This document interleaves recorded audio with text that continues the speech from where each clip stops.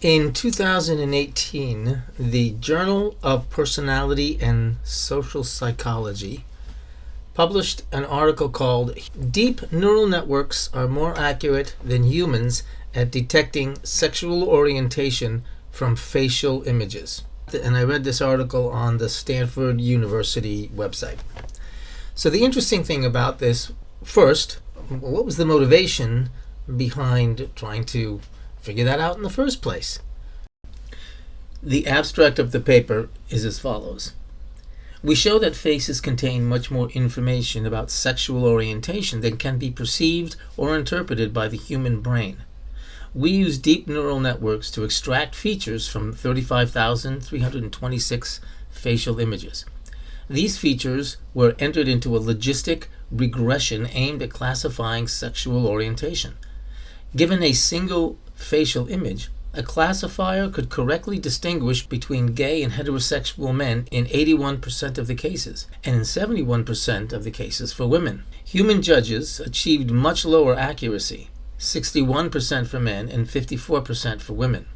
The accuracy of the algorithm increased to 91% and 83%, respectively, given 5 facial images per person. Facial features employed by the classifier included both fixed, e.g. nose shape, and transient facial images, e.g. grooming style. Consistent with the prenatal hormone theory of sexual orientation, gay men and women tended to have gender atypical facial morphology, expression, and grooming styles. Prediction models aimed at gender alone allowed for detecting gay males with 57% accuracy and gay females with 58% accuracy. These findings advance our understanding of the origins of sexual orientation and the limits of human perception. Additionally, given that companies and governments are increasingly using computer vision algorithms to detect people's intimate traits, our findings expose a threat to the privacy and safety of gay men and women. End of abstract. So that's interesting because they're saying that the prenatal hormones that someone is exposed to influences the sexual orientation that emerges later in the individual, both in their lifestyle choices as well as some of their physical attributes. So I thought I would try this out myself.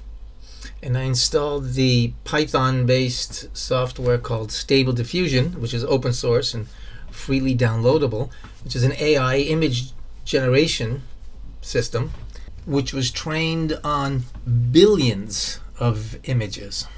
And these images were provided by a nonprofit group called Common Crawl, which crawls the entire internet every month, according to their docs, and makes them publicly available, which seems like an onerous task.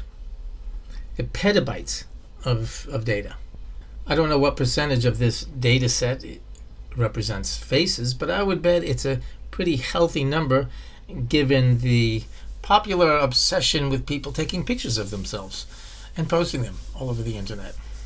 So I created 5 different profiles for a 30-year-old white American male. And this is what they look like when the personality attribute assigned to them is quote-unquote normal. I then changed only that attribute of normal to some other adjective. And this is what I got. One of the many interesting things about this is that when these images were scanned in the first place, the attributes that I'm using here were somehow associated with various images. So some of the attributes here are poor, rich. I got more conceptual with things like Democrat, Republican, capitalist, communist, smart, stupid, and a number of others, most of which I won't publish because it's redundant, but also some of the adjectives that were used, I wouldn't publish the results because it would be considered really politically incorrect. And in some countries, even racist to the point of it being a criminal offense. to publish such things. So, people can play with this at home if they want. But the interesting thing about it is this AI system was just scanning images and creating quantifiable data sets that represented various attributes without any knowledge whatsoever about what or who they were scanning. The bigger thing to consider in this is that these attributes were qualified based on the information associated with that image. So, for example, if you were looking at crime photos, the concept of crime as well as the particular crime that was in question were now associated with this particular mugshot or picture. Because these images and the information associated with them were taken from the internet, we're basically looking at associations of concepts and images that were created by the public at large. And a great deal of that, of course, is social media, news, propaganda, advertising. So these are relationships that are completely man-made. So there's no claim here being made as whether these are true or false associations, but they are the ones that do exist right now in our collective consciousness. And even though they are generalizations and stereotypes, they're ones that we hold. But I suspect the same thing can be said for the 35,000 images that were used by the Stanford researchers, especially as their baseline for comparison was the validity or the accuracy of human interpretation of facial characteristics. That person looks gay, that person looks straight, that person looks like a criminal, etc.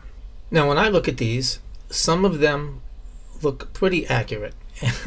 Like, take a look at the differences between bachelor and father, or even more darkly comical, the difference between married and divorced.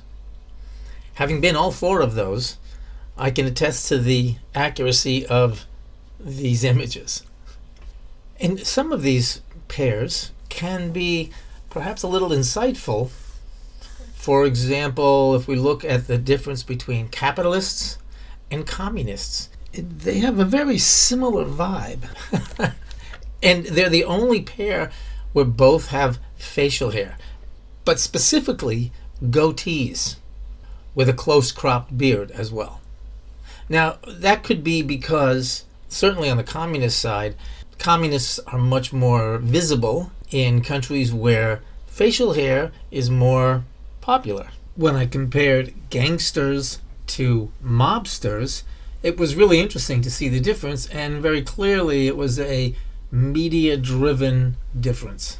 But clearly, facial hair seems to be associated with a more brutal or hard or difficult or unpleasant state of affairs, and specifically goatees, for whatever reason, which is a little disconcerting because I have a goatee.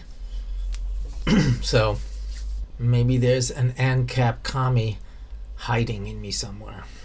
And in fact, the only clean-shaven groups that existed among all of these were executives, Republicans, and smart. Everybody else had some sort of facial hair. Those were the only clean-shaven groups. Well, it's not possible to test any of this because these are made-up people. But it would be interesting to build an app where you take a picture of somebody and then you process that image against these various attributes. There could be hundreds or thousands of them, and it comes back with like a report. Based on this person's face, what can we say is the most probable personality profile? That would be very interesting to do. And if there is any success to that whatsoever, it would have all kinds of consequences, both good and bad. But it would also probably be horribly abused, so most of the consequences would probably be bad. But this kind of thing is already in place, as we can see from this map of the most surveilled countries in the world.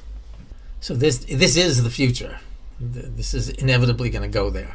And it would be good if there was some sort of a system, open source system, that individuals had access to. And there was transparency involved, which, of course, all of these surveillance systems that are in place right now, it's the opposite of transparency. They're all super secret. I mean, we know they exist, but we don't know what they're doing with that information and how they're analyzing it. I mean, we have some ideas. When China comes out and says that with 91% success rate, they can tell who is a criminal just by looking at their face and running it through their AI system. So this is happening. It would also be cool to have an app where you could just take a selfie and it would say, "Hello, today you look like a gay communist." Or today you look like a poor Republican.